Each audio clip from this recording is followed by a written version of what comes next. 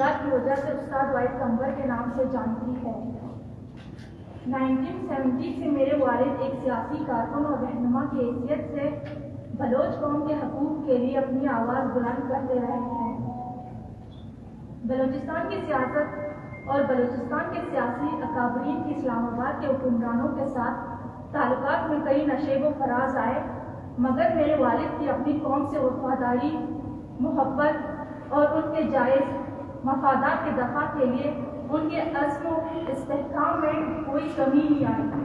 شاید یہی وجہ ہے کہ وہ ہمیشہ پاکستانی حکمرانوں کے لیے ایک ناپسندیدہ سیاستدان رہے ہیں۔ ریاستی اداروں سے ہمیشہ انہیں خطرہ رہا ہے۔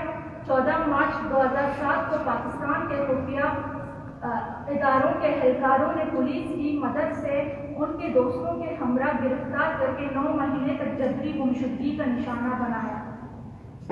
اتنے عرصے ٹارچر سیلز میں رکھنے کے بعد ریاستی حکام نے ان پر دہشت گردی کے 12 کیسز لگا کر ان کو پولیس کے کرمنل انویسٹیگیشن ڈپارٹمنٹ CID کے حوالے کیا اور یوں وہ منظر عام پر آئے اور پاکستانی عدالتوں میں ان پر باقاعدہ مقدمات چلائے گئے۔ میرے والد کو 2011 میں کورٹ نے ان جھوٹے اور بے بنیاد مقدمات سے باعزت بری کر دیا۔ اس کے باوجود ریاستی اداروں نے ان کی سیاسی نظریات کی بنیاد پر ان کے گرد گھیرا تنگ کیے رکھا۔ پاکستانی فورسز نے ہمارے گھر پر چھاپے مارے اور ہمارے گھر پر آتش ہتھیاروں سے حملے کیے۔ اس صورتحال نے میرے بزرگ والد کو روپوش رہنے پر مجبور کر دیا اور انہوں نے ایک طویل عرصہ روپوشی میں گزارا۔ حالیہ عرصے میں ان کی صحت کمزور ہوتی گئی اور دل کی بیماریوں کے ساتھ ساتھ انہیں کئی طرح کی بیماریاں لاحق ہوئی۔ اسی وجہ سے وہ اپنے رشتہ داروں کی مدد سے مغربی بلوچستان منتقل ہو گئے، جہاں سے انہیں علاج کے لیے ایران کے شہر کرمان میں لے جایا گیا۔ علاج کے دورانیہ بڑھنے کی وجہ سے ان کی رہائش کا بھی اسی شہر میں بندوبست کیا گیا تاکہ انہیں متعلقہ ڈاکٹرز کے پاس جانے میں آسانی رہے۔ 19 جولائی 2024 کو میرے والد واحد قمبر خریداری کے لیے گھر سے باہر نکلے۔ وہ اپنے گھر سے قریبی دکان سے خریداری کر رہے تھے کہ ایک ایرانی سفید رنگ کی گاڑی میں 4 آدمی آئے اور میرے والد کو زبردستی اپنی گاڑی میں بٹھانے کی کوشش کی۔ میرے والد نے مزاحمت کی اور قریبی دکانداروں نے بھی مداخلت کی کوشش کی، لیکن انہیں بھی دھمکی امیز رویوں کے ذریعے دور رکھا گیا اور میرے والد کو اغوا کر کے لے گئے۔ چونکہ وہ کرمان میں ایک اجنبی تھے، اسی لیے بھی مقامی لوگ جو اس واقعے کے چشمدید گواہ ہیں اس صورتحال کو سمجھنے سے قاصر رہے۔ تاہم انہوں نے فوری طور پر میرے والد کے گھر میں اطلاع دی اور ساری صورتحال بیان کی۔ وہاں ان کے خیرخواہوں نے مختلف ذرائع سے انہیں تلاش کرنے کی کوشش کی، لیکن ان کا کوئی سراغ نہیں ملا۔ اب اس بات میں شک کی گنجائش نہیں ہے کہ انہیں پاکستان کے خفیہ اداروں نے اپنے ایجنٹس کی مدد سے تلاش کرنے کے بعد اغوا کر کے پاکستان منتقل کیا ہے اور یہاں وہ کسی خفیہ قید خانے میں رکھے گئے ہیں۔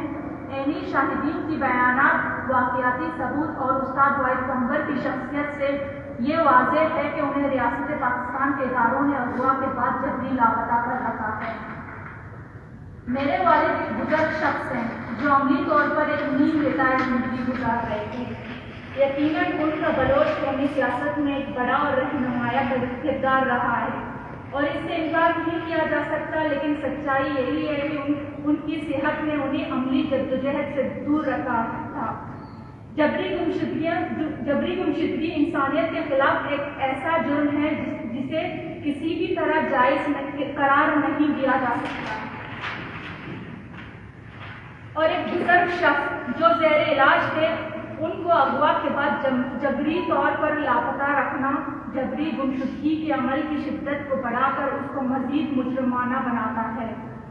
ایسے میں یہ ملکی سالمیت کا معاملہ نہیں رہتا بلکہ ایک اندھے انتقام کی شکل اختیار کرتا ہے، اجتماعی سزا بنتا ہے جس نے بلوچستان کے ہر گھر کو تاریکی میں دھکیل رکھا ہے۔ معزز صحافیوں، میرے والد جن کی روپوشی کی وجہ سے ہم نے گزشتہ 17 سال ان کی جدائی میں برداشت کیے، دل کے مرض میں مبتلا ہیں۔ حال ہی میں ان کی انجیوپلاسٹی ہوئی ہے اور उसे दिन में कई मरतबा बर वक्त दवाइयों की ज़रूरत पड़ती है। डॉक्टर्स ने सख्ती से हिदायत की है कि उनकी कुछ दवाइयाँ ऐसी हैं जो उन्हें हमेशा लेनी चाहिए और डॉक्टरों की निगरानी में रहे। यहाँ तक कि ये बात की गई है कि सिर्फ मखसूस कंपनी की दवाइयाँ इस्तेमाल की जाएं ताकि मयार में फर्क की वजह से उनकी सेहत को नुकसान ना पहुँचे। अगर उन्हें बर वक्त दवाइयाँ ना मिले तो उनकी ज़िंदगी को खतरा लाहक होंगे। मौजूद ये सवाल कि उन्हें किस लिए अगवा किया गया है, उसका जवाब अगवा करने वाले बेहतर दे सकते हैं, लेकिन हमारे क़यास खुदशाद भी यही बताते हैं कि पाकिस्तानी हुक्काम बलोच कौमी तहरीक पर दबाव बढ़ाने के लिए उन्हें इस्तेमाल करना चाहते हैं। माजी में भी हिरासत के दौरान उन पर तशद्दुद किया गया और उन पर प्रेस कॉन्फ्रेंस करने के लिए दबाव डाला गया ताकि वो नाकर्दा गुनाहों का एतराफ़ करें, लेकिन उन्होंने ये बात तस्लीम नहीं की। अब भी शायद वो तशद्दुद और नफ्सियाती दबाव के जरिए उन्हें मजबूर करके एक झूठा बयानिया सामने लाना चाहते हैं। इतने अरसे वो पाकिस्तान की कैद में हैं, शायद रोज़ाना उन पर तशद्दुद किया जा रहा है, उन्हें तकलीफ पहुंचाई जा रही है। मौजूद साथियों, हम आपकी तौसीफ ये बात भी रिकॉर्ड पर लाना चाहते हैं कि शायद उन्हें कमज़ोर करने के लिए उनकी फैमिली को भी नुकसान पहुंचाने की कोशिश की जा सकती है। मेरे वाहिद कम्बर को अगर कुछ हुआ तो उसकी जिम्मेदार रियासत पाकिस्तान और इसके अस्करी इदारे होंगे।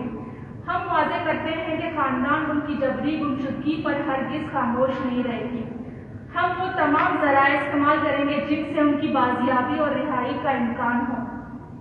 इंसानी हुकूक के तमाम इदारों और बलोच कौम से हम अपील करते हैं कि वो इस जद्दोजहद में हमारा साथ दें। इस प्रेस कॉन्फ्रेंस का मकसद हुक्काम को यही पैगाम पहुंचाना था कि वो अपनी जिम्मेदारियों का इदराक करें और उस्ताद वाहिद कम्बर की बाजियाबी और फौजी रिहाई मुमकिन बनाएं, क्योंकि उन्हें झूठे मुकदमात में पाकिस्तान की ट्रायल कोर्ट बाइज्जत बरी कर चुकी है। इन पर हमारे इल्म में कोई ऐसा इल्ज़ाम नहीं है जिसकी बुनियाद पर उन्हें बैरून मुल्क इलाज के दौरान अगवा करके पाकिस्तान लाकर कैद में रखा जा सके। शुक्रिया।